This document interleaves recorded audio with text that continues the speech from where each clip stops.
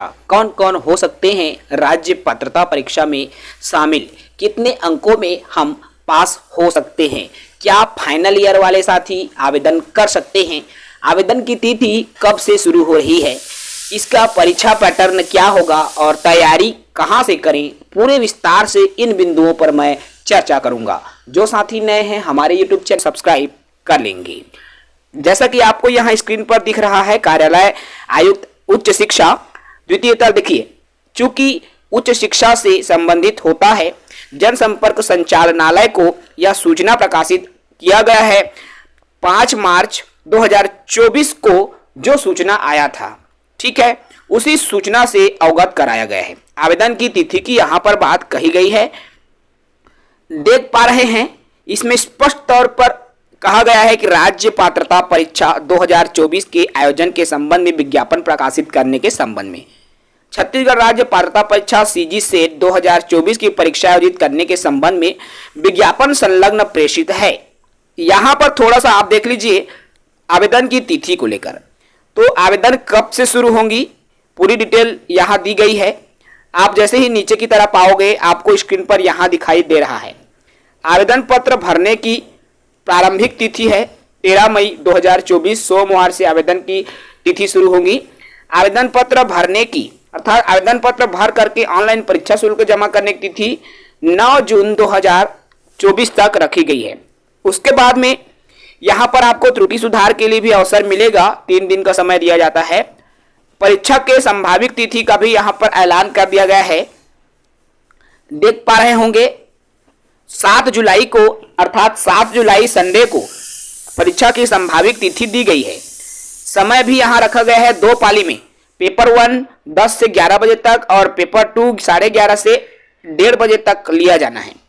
परीक्षा जो है 8 जिला मुख्यालयों में होंगी, आपको दिख रहा है अंबिकापुर, बिलासपुर, दुर्ग, जगदलपुर, रायपुर, दंतेवाड़ा, कांकेर एवं जसपुर में, इन्हीं जगहों पर आपका परीक्षा केंद्र रखा गया है।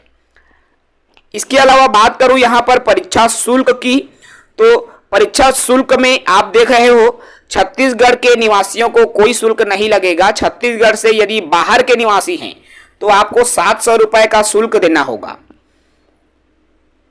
बात करें हम इसके लिए शैक्षणिक योग्यता की, तो जो साथी सीजी सेट की परीक्षा में सम्मिलित होना चाहते हैं वह स्नातकोत्तर अर्थात पीजी होना चाहिए, या आप एमए हो, एमकॉम हो, एमएससी हो, एमसीए हो। पीजी में यदि आप अंतिम वर्ष में अध्ययन है, यहां पर साफ तौर पर लिखा हुआ है अंतिम वर्षों में सम्मिलित हो रहे हैं, वह स्नातकोत्तर के अंतिम वर्ष में है, परीक्षा दे सकता है। 1 वर्ष के अंदर आपको शैक्षणिक योग्यता में उत्तीर्ण करना होगा, योग्यता को पूर्ण करना होगा। अर्थात यदि आप फाइनल ईयर में है तो पात्र हैं, ठीक है। तो जिन साथियों का अंतिम वर्ष है वो पात्र है। सिलेबस की बात कर लो, यहां 2 पेपर लिया जाएगा, एक मॉर्निंग में फिर इवनिंग में, ठीक है, जैसा कि शेड्यूल आपको अभी मैंने बताया। प्रथम प्रश्न पत्र और द्वितीय प्रश्न पत्र। प्रथम प्रश्न पत्र 1 में सभी का कंपलसरी रहता है, 50 प्रश्न उसमें से आएगा, 50 प्रश्न है 100 नंबर का, ठीक है। प्रथम प्रश्न पत्र 100 नंबर का रहेंगे, दूसरा प्रश्न पत्र 200 नंबर का रहेगा। टोटल 300 अंकों के रहेंगे, 150 क्वेश्चन, मतलब एक प्रश्न में 2 अंक रहते हैं, ठीक है। 19 विषयों में परीक्षा आयोजित की जाती है। यदि आप इन 19 विषयों में से किसी भी विषय में आपके पास स्नातकोत्तर की डिग्री है या कर रहे हैं तो आप पात्र हैं। हिंदी हो, पॉलिटिकल साइंस हो, सोशियोलॉजी हो, जियोग्राफी हो, मैथमेटिकल साइंस हो, लाइफ साइंस हो, कॉमर्स हो, संस्कृत हो, लाइब्रेरी साइंस हो, होम साइंस हो, इंग्लिश हो, इकोनॉमिक्स हो, हिस्ट्री हो, फिजिकल साइंस हो, केमिकल साइंस हो, कंप्यूटर साइंस हो, लॉ हो, साइकोलॉजी हो या फिजिकल एजुकेशन हो, इन 19 विषयों में से यदि किसी भी विषय में आपका पीजी है तो आप आवेदन कर सकते हैं। याद रहे फाइनल ईयर के साथ ही आवेदन कर पाएंगे। 2 पेपर होंगे, 2 प्रश्न पत्र। पहला प्रश्न पत्र जो कि 50 प्रश्न रहेंगे और 100 अंकों का रहेगा, दूसरा प्रश्न पत्र 200 अंक का रहेंगे, 100 प्रश्न, अर्थात टोटल 150 प्रश्न रहेंगे। प्रथम प्रश्न पत्र के लिए 1 घंटे का समय, दूसरे प्रश्न पत्र के लिए 2 घंटे का समय रहेगा। प्रथम प्रश्न पत्र पहला पेपर सुबह 10 बजे से 11 बजे तक होगा, दूसरा पेपर 11:30 बजे से 1:30 बजे तक होगा। ठीक है, यहां पर एक सवाल ये आ रहा है कि 150 प्रश्न रहेंगे 2 अंकों के एक एक प्रश्न में, टोटल 300। कितने नंबर में हम पास हो जाएंगे, सवाल ये है। तो ये स्टेट की तरह इसमें पात्रता नहीं होती, याद रखना भाई। केवल 6% कैंडिडेट को ही क्लियर कराया जाता है। अगर आपका 6% 35% में आए या 70% आप लेकर आओ, केवल 6% कुल जो आवेदक का 6% को ही क्लियर कराया जाता है। जितने भी जो परीक्षार्थी पेपर दे रहे हैं उसका 6%। तो विशेष ध्यान देंगे भाई।